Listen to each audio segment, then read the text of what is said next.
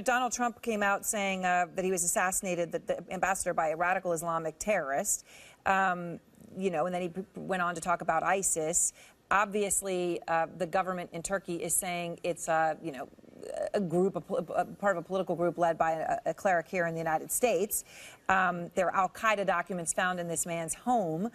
Do you feel at this point there's any way to know whether he's trying to defend civilians in Aleppo or part of ISIS or what?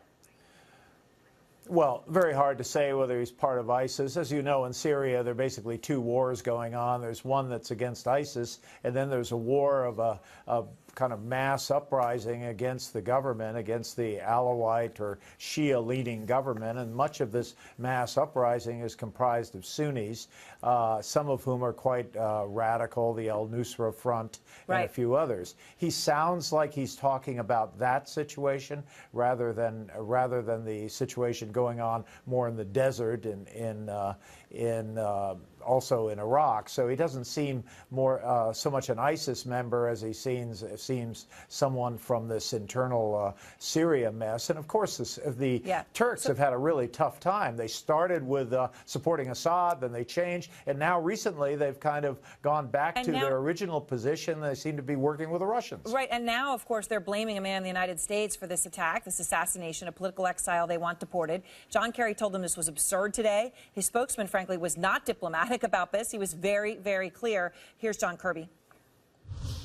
Any notion that the United States was in any way supportive of this or behind this or even indirectly involved is absolutely ridiculous. Absolutely ridiculous. Could this escalate, Ambassador? Absolutely ridiculous is not usually a diplomatic term of art. So I think this can escalate. And I think what is clear is that something is happening in Turkey, especially with this Erdogan regime, especially after the coup attempt.